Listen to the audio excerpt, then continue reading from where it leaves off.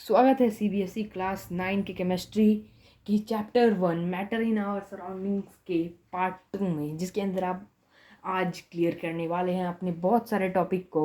और पिछले क्लास में हमने पढ़ा था characteristics of particles of matter तक, और वहाँ पे हमने सबसे पहले डिस्कस किया था particles of matter are very small.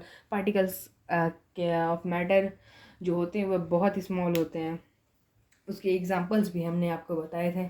और फिर था particles of matter have space within them, और तीसरा था particles of matter are continuously moving, और चौथा था आपका particles of matter attract each other. तो आज हम स्टार्ट करने वाले हैं हमारे टॉपिक ब्राउनियन मोशन से। तो आपको सबसे पहले जाना पड़ेगा ब्राउनियन मोशन होता क्या है। तो चलते हैं थोड़ी डिटेल में कि बहुत पहले एक साइंटिस्ट हुआ करते थे जिसका नाम था रॉबर्ट ब्राउन। आई थिंक आप लोगों ने उनका नाम सुना होगा। रॉबर्ट ब्राउन जो थे एक क्या कह सकते हो बायोलॉजिस्ट, मतलब वो बायोलॉजी पे स्टडी करते थे ज़्यादातर। तो एक दिन वो क्या अपने माइक्रोस्कोप पे पॉलन ग्रेन के ऊपर रिसर्च कर रहे थे। पॉलन ग्रेन्स तो आप जानते हो कि आपने बायोलॉजी में पढ़ा होगा क्लास 6-7 में। तो पॉलन ग्रेन्स के ऊपर वो रिसर्च कर रहे थे और उन्होंने देखा कि पॉलन ग्रेन्स जो है वो जिगजैग मोशन में मूव कर रहे हैं। तो केमिस्ट्री में उस मोशन को उन्होंने नाम दिया ब्राउनियन मोशन। जैसा कि उनका नाम था रॉबर्ट ब्राउन, तो उन्होंने अपना नाम का ब्राउन लगा के उसमें IAN लगा दिया और ब्राउनियन मोशन का इन्वेंशन हुआ। तो चलिए इसका लिखते हैं, the zig zag movement of particles of matter is called Brownian motion.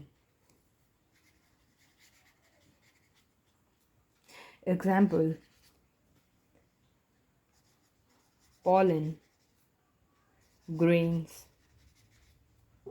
moving in water.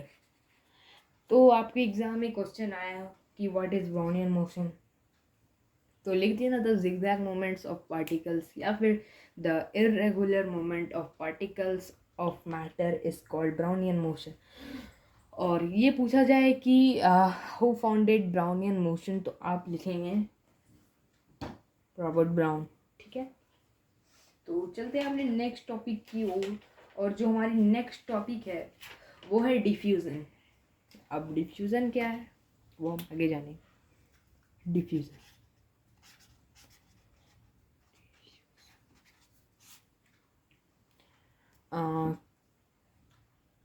कभी आपने एयर में कलर को देखा है?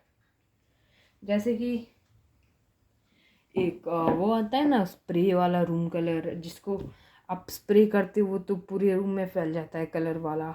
अपने वो होली सब में जो यूज़ करते हो वो स्प्रे वाला जो उससे, तो वो एक्चुअली होता क्या है मैं आपको बताता हूँ।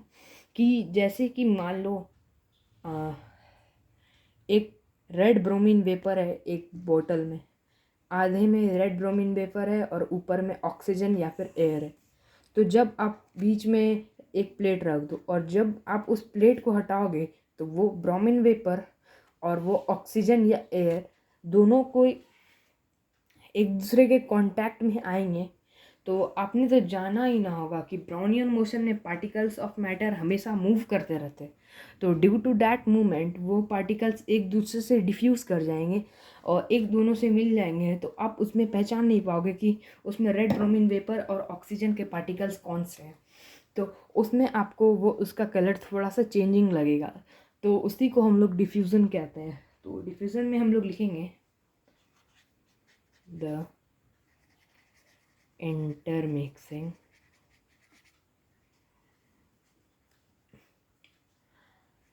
particles of different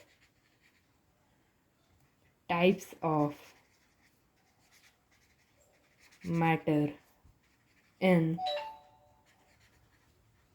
their own is called diffusion.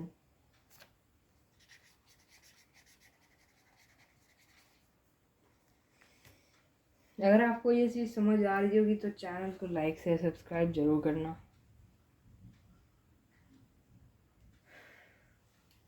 और डिफ्यूज़न पे एक और चीज़ हम लोग लिखेंगे।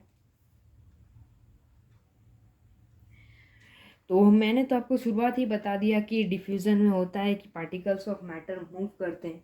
तो एक और पॉइंट लिखेंगे कि जैसे कि आपके घर में कुछ गरम गरम बन रहा हो, ये सब्जी बन रही हो कुछ बढ़िया, या फिर दाल तड़का बन रहा हो, ये तो उसकी स्मेल आपको आ जाती है। पड़ोसी के घर में भी बन रही होती है चिकन या फिर और कुछ भी, तो आपको स्मेल आती है। आपको पता है वो क्यों? That is due to diffusion. How you know that? That because of temperature. आपने देखा होगा कि कभी भी ठंडे चीज़ की इतनी ज़्यादा फ्रेगनेंस नहीं आती। जब आप उसके क्लोज जाते हो तभी आपको उसकी फ्रेगनेंस आती है। जैसे आप उससे दूर जाओगे आपको उसकी फ्रेगनेंस नहीं आती है। ऐसा क्यों? Because it is due to diffusion. तो लास्ट पॉइंट आप लिखेंगे कि the rate of diffusion increases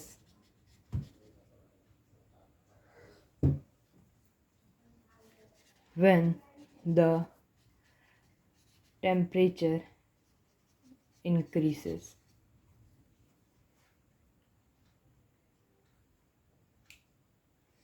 और हमारी नेक्स्ट टॉपिक जो है, तो हमारी जो नेक्स्ट टॉपिक थी वो है काइनेटिक एनर्जी। तो काइनेटिक एनर्जी वो एनर्जी है जो पार्टिकल्स ऑफ मैटर जब मूव करते हैं, जब एयर में पार्टिकल्स मूव करते हैं या फिर और भी कहीं पार्टिकल्स ऑफ मैटर मूव करते रहते हैं, तो उसमें जो एनर्जी लगती है उसको हम लोग कहेंगे काइनेटिक एनर्जी। तो ये काइनेटिक एनर्जी कब ज़्यादा होती है और कब कम, ये आपको बताते हैं।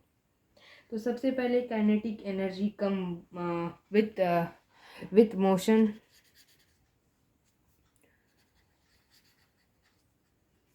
Energy, energy.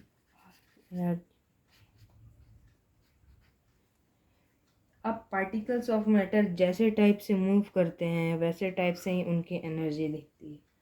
ज़्यादा काइनेटिक एनर्जी होगी जब पार्टिकल्स ऑफ मैटर ज़्यादा मूव करने लगेंगे, मतलब उनमें ज़्यादा एनर्जी प्रोड्यूस होगा।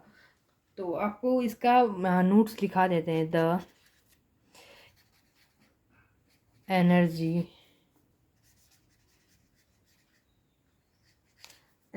possessed due to motion of particles is called kinetic energy.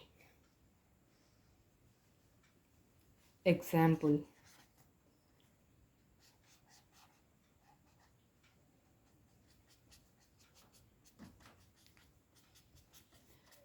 when we spray perfume, जब आप परफ्यूम पे स्प्रे करते हो तो देखते हो ना, आपको अगल बगल जो इंसान है वो देख के कहता है हाँ इसने तो परफ्यूम मारी है। तो वही होता है काइनेटिक एनर्जी की वजह से। स्मेल ऑफ वार्म फूड भी काइनेटिक एनर्जी की वजह से आता है, क्योंकि उसमें टेम्परेचर ज़्यादा नहीं, टेम्परेचर का इसमें बात नहीं है, सॉरी वो गलती से निकल गया। अब आते हैं हम इस चैप्टर के लेग्स के ऊपर। मीन्स होता है ना ह्यूमन बॉडी, तो हम अपने किस चीज़ पे खड़े हैं? अपने पैरों पे खड़े हैं ना। तो ये चैप्टर का जो पैर है वो है स्टेट्स ऑफ मैटर।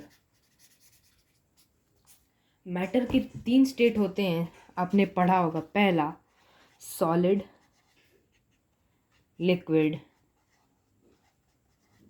तीसरा गैस। मैं जानता हूँ कि अभी तक आप लोगों ने इतना ही पढ़ा होगा, बट क्लास 9 में पार्टिकल्स ऑफ मैटर और भी है। चौथा है प्लाज्मा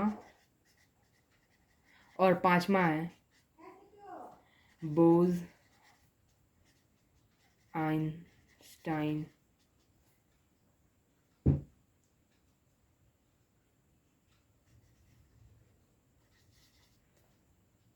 आप इसको बोज आइंस्टाइन ही कह सकते हो।